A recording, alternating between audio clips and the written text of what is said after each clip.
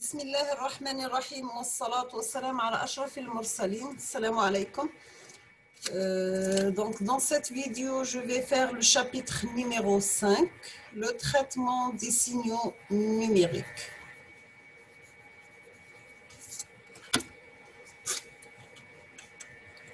On va commencer par la série de Fourier des signaux périodiques discrets. Donc, supposons que nous donne une suite périodique x de n de période grand N, c'est-à-dire nous avons x de n égale à x de n plus grand N pour tout n. La représentation en série de Fourier pour x de n consiste en grand N fonction exponentielle, harmoniquement liée et exprimée comme suit. Donc, nous avons x de n, c'est une somme pour k varie de 0 jusqu'à n moins 1 de ck par exponentielle g de pi kn sur grand N, sachant que ck égale 1 sur grand N, une somme qui varie de 0 jusqu'à grand N moins 1 de x de n par exponentielle moins g de pi k n sur grand N. On va commencer par un exemple. On vous demande de tracer le spectre des fréquences du signal discret suivant. Donc, x de n égale à cosinus pi n sur 3. Donc, si nous avons f0 égale à 1 sur 6, donc on aura grand N égale à 6, c'est-à-dire ck égale 1 sur 6, une somme pour n varie de 0 jusqu'à 5 de x de n par exponentielle moins g de pi kn sur 6, sachant que k varie de 0 jusqu'à 5. On peut trouver que les parties paires 0, 2, c'est pas les parties paires, 2, 0, 2, 4 égale à 0 plus le 3 sont nuls. Donc, nous avons que C1 égale à 1 demi et C5 égale à 1 demi pour... À la fin de calcul, on peut représenter le spectre d'amplitude de cette façon. Donc, on aura C0 égale à 0, 1 et moins 1 égale à 1 demi, 2, 3, 4, moins 2, moins 3 et moins 4 sont nuls, 5 égale à 1 demi, 6 égale à 0, 7 égale à 1 demi, 8, 9 égale à 0. On passe au deuxième exemple. On vous demande de tracer le spectre de fréquence du signal périodique x de n de période grand N égale à 4 et x de n égale 1, 1, 0, 0. Donc, nous avons xck égale 1 sur 4, une somme pour n varie de 0 jusqu'à 3 de x de n par exponentielle moins g de pi kn sur 4. K varie de 0, 1, 2 et 3. Donc, on trouve que c'est k égale à 1 sur 4. La somme on peut la représenter par 1 plus exponentielle, moins g de pi k sur 2. 4, toujours, il prend 4 valeurs, 0, 1, 2 et 3. Si on va remplacer k par 0, on trouve C0 égale à 1 demi, C1 par 1 sur 4, 1 moins g, C2 c'est nul, C3 c'est 1 sur 4 fois 1 plus g.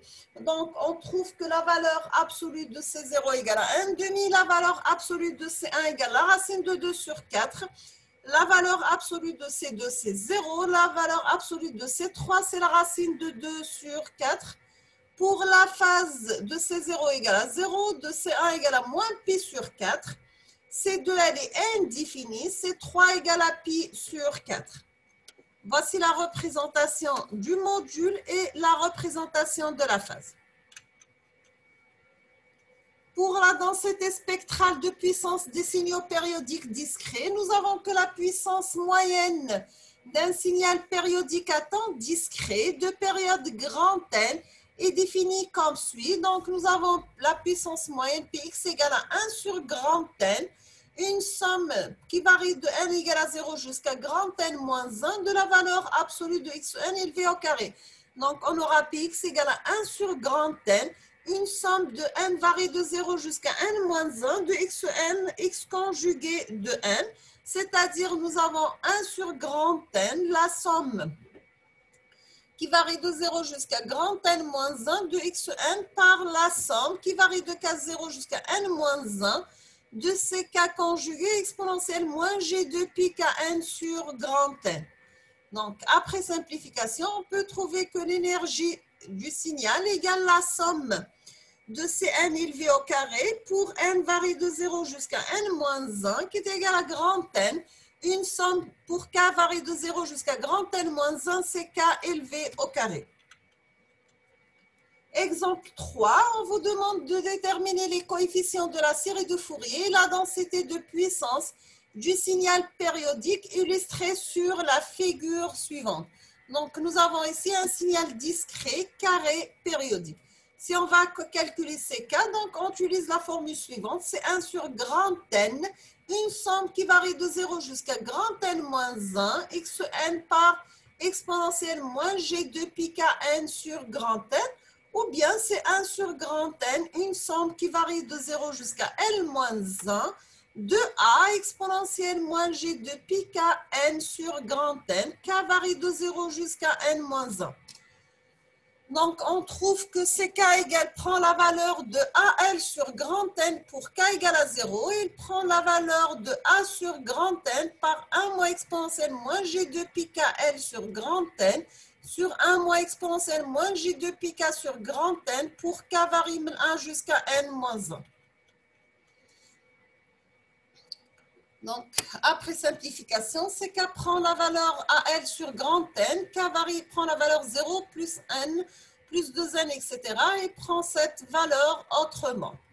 Donc, on aura que la densité de puissance spectrale de ce signal périodique égale la valeur absolue ou bien le module élevé au carré de AL sur grand N élevé au carré, deuxième valeur pour K, et prend la valeur 0 grand N, 2N, ainsi de suite, et prend la valeur A sur grand N élevé au carré par sinus pi KL sur grand N sur sinus pi K sur grand N élevé au carré autrement. On passe ensuite à la transformée de Fourier des signaux apériodiques à temps discret. Nous avons que la transformée de Fourier d'un signal discret à énergie finie xn est définie comme grand X de W égale la somme de n varie de moins l'infini à plus l'infini de xn exponentielle moins g oméga n, sachant que physiquement x de W représente le contenu fréquentiel du signal. En d'autres termes, x de W, c'est une décomposition de xn en ses composantes fréquentielles. Donc, on n'aura que la transformée inverse est donnée par x de n égale à 1 sur 2 pi, n intégrale sur 2 pi de x de oméga exponentielle plus g oméga n d oméga. Nous avons un exemple. On vous demande de déterminer la transformée de Fourier du signal numérique suivant. Donc, nous avons x de n, il prend la valeur grand A pour n compris entre 0 et n moins 1. Et il prend la valeur 0 autrement. Donc, on n'aura que la transformée de Fourier de ce... Voici la représentation de signal graphique. Et on obtient que la transformée de Fourier de ce signal, c'est A exponentielle. Donc, c'est x de oméga, c'est la somme de A exponentielle moins g oméga n pour n varie de 0 jusqu'à L moins 1. Donc, on aura cette valeur multipliée par sinus oméga L sur 2, sinus oméga sur 2. Pour l'amplitude et la phase du signal, nous avons l'amplitude de x oméga, c'est l'amplitude de A par L. Et pour oméga égale à 0, et l'amplitude de A par l'amplitude de sinus oméga L sur 2 sur sinus oméga sur 2 autrement. Donc, on aura x de oméga est égal, la phase de x de oméga, c'est la phase de A moins oméga sur 2 fois L moins 1, plus la phase de sinus L sur 2 sur sinus oméga sur 2. Voici la représentation graphique du spectre d'amplitude et pour le spectre de phase de ce signal. On passe l'exercice numéro 5. On vous demande de calculer les transformées de Fourier des signaux numériques suivants. Donc, le premier signal, c'est xn égale à un moins u de n moins 6, sachant que u de n, c'est l'échelon, bien sûr. Deuxième signal, c'est xn égale à 2 à la puissance n par u2 moins n. Donc, après simplification, on trouve que xn qui est égal à un moins u de n moins 6 égale la transmise de Fourier, c'est 1 moins exponentielle g6 oméga sur 1 moins exponentielle moins g oméga. Pour ce deuxième, donc gxn égale à 2 à la puissance n u2 moins n. Et A pour transmis de Fourier, c'est 2 sur 2 moins exponentielle G oméga. Donc, c'est calcul simple de somme normale. Exemple 6, on vous demande de déterminer les signaux et on les transformer de Fourier suivant. Donc, c'est-à-dire vous passez par la transmis de Fourier inverse. Donc, il y a la transmis de Fourier ou le xn du signal. Donc, nous avons x de oméga égale à 0. C'est la oméga en valeur absolue soit inférieure à 0 et oméga 0. 1 pour oméga, compris entre oméga 0 et pi. Deuxième signal, c'est x de oméga égale à cosinus carré de oméga. Troisième signal, c'est x de oméga égale à 1, 0 pour oméga en valeur absolue compris entre oméga 0 moins sigma oméga sur 2 et oméga 0 plus sigma par oméga sur 2 et 0 autrement.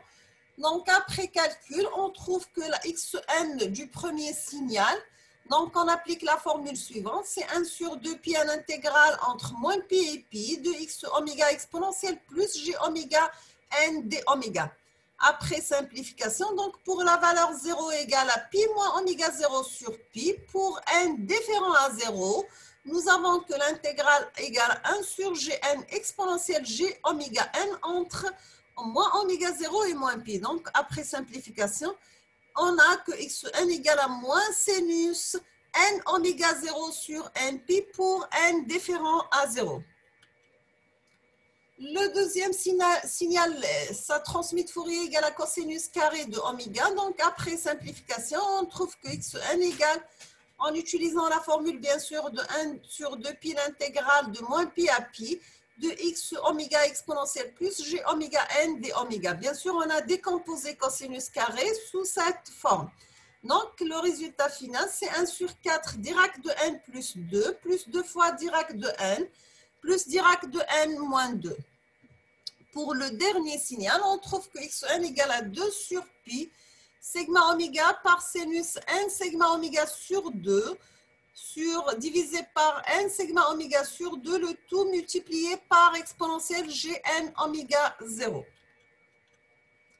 L'exercice numéro 7, on vous demande de calculer les transformés de Fourier des signaux numériques suivants. Nous avons x1 égale à donc 5 fois 1, x2 égale à 7 suite de 0 et 1, x3 égale à 7 suite, donc on applique la formule, donc on aura x1 de oméga, c'est une somme de xn exponentielle moins g oméga n. Après simplification, on trouve c'est 1 plus 2 cosinus oméga plus 2 cosinus de oméga. Pour le deuxième signal, c'est la somme de x2 de n exponentielle moins gn oméga qui est égale à 1 plus 2 cosinus de oméga plus 2 cosinus 4 oméga. Et pour le dernier, c'est la somme de xn de 3 exponentielle moins g oméga n qui est égale à 1 plus 2 cosinus 3 oméga plus 2 cosinus 6 oméga. Donc, nous sommes à la fin de la vidéo pour ce 5e chapitre, traitement des signaux numériques. Je vous souhaite bon courage, bonne chance, beaucoup de succès et à la prochaine vidéo, Inch'Allah, et merci pour votre attention. N'hésitez pas, bien sûr, si vous avez des remarques ou bien des commentaires, et à la prochaine.